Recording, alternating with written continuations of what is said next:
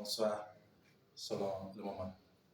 Je reviens avec une nouvelle leçon aujourd'hui qui va porter sur les articles définis et les articles indéfinis. Suivez attentivement et je sais que peut-être à la fin de la leçon, vous n'aurez plus de difficulté pour faire la différence entre un article défini et un article indéfini. Bien, les articles définis, les articles indéfinis. Je donne un exemple. Vous êtes avec votre enfant à la maison. Vous avez une cuillère avec laquelle vous avez l'habitude, bien une tasse de prendre de thé, de café. Vous dites à votre enfant, va m'amener une cuillère. Une cuillère. Amène-moi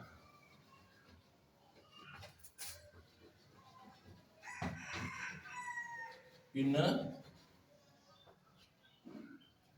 Souvent, je me laisse une tasse. Amène-moi une tasse. Oui, il va vous amener une tasse, n'importe laquelle. Parce que vous avez dit, amène-moi une tasse. Il a dit, amène-moi une tasse. Il va t'amener une tasse. Donc, tu as dit une. Encore, tu lui poses une autre question. Tu lui dis maintenant, amène-moi un pot.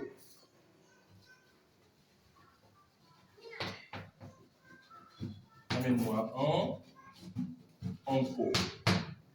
Il va chercher un pot parmi les pots qui sont à la maison, dans la chambre. Il va vous amener un pot.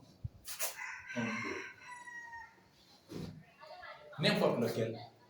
Donc, une. Vous l'avez demandé de vous amener une tasse, il vous a amené n'importe laquelle.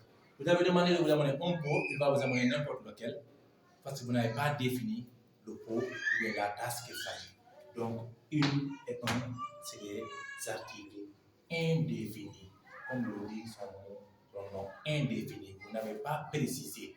Donc, une et un, ce sont des articles indéfinis. Une accompagne les noms et détermine les noms féminins. Un détermine les noms masculins, mais qui ne sont pas définis. Maintenant, moi qui envoie mon enfant de m'amener une tasse, il sait de quelle tasse il s'agit entre lui et moi. Il sait avec la tasse avec laquelle je prends le thé. Je lui dis maintenant, amène-moi la tasse. Amène-moi la tasse de thé.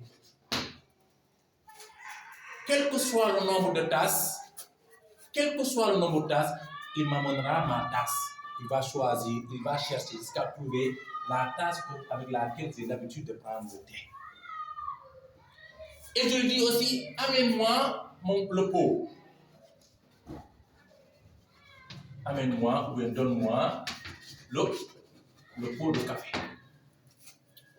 Il y en a plusieurs pots de café dans la maison. Peut-être il y a 2 ou 3, mais moi j'ai un pot qui sait qu'avec le pot là que je prends mon thé ou bien mon café, c'est ce pot là qui va m'amener. Parce que je lui ai dit, amène-moi le pot de café. Il sait de quel pot il s'agit. J'ai donné donc la définition, j'ai défini, je lui ai donné une précision nette. Donc là et là, ce sont des articles définis.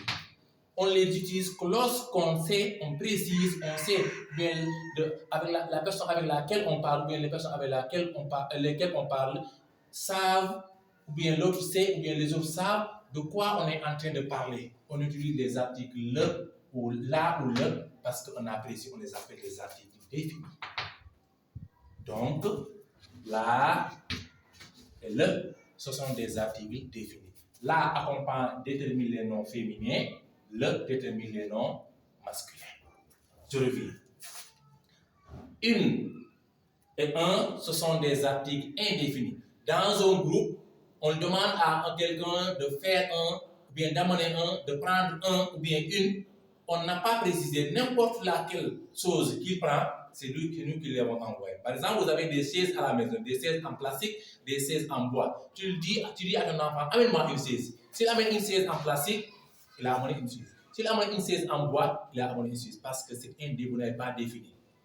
Mais quand tu lui dis maintenant, amène-moi la chaise, il sait de toi, vous êtes en train de parler. La chaise, elle était déjà connue à l'avance.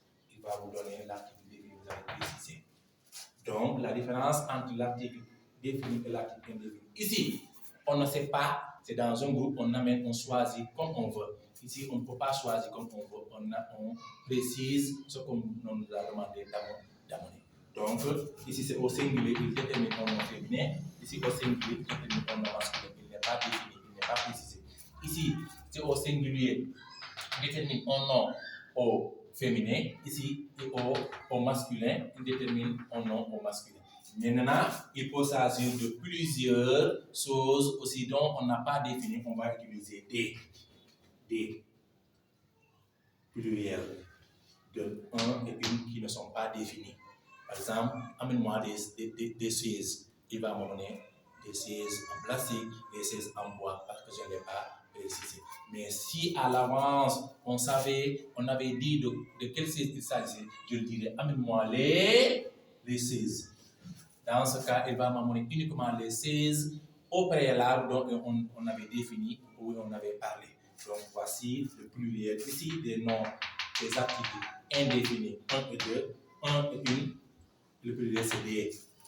La et le pluriel, c'est les. Il y a aussi un autre article qu'on dit le L apostrophe. Pourquoi le L apostrophe? Lui aussi, c'est un L, comme le et le là, c'est un le. Ou bien là qui est là. Maintenant, lui, il accompagne aussi, c'est un article défini, mais il accompagne les noms commençant par des voyelles, comme par exemple A, Anne, l'âne, les noms en O, orange, etc. Avec E, avec Y, avec U, etc. Ce sont des voyelles, ou bien un H, mais comme on dirait l'homme. Attention, quand je dis l'âne, je précise, c'est bien défini de quel âne il s'agit. On a un âne, bien, on a dans le quartier, on le connaît, on dit l'âne est dans le jardin. Mais s'il y a un autre âne qui n'est pas l'âne qu'on parle, l'enfant me dira, papa, il y a un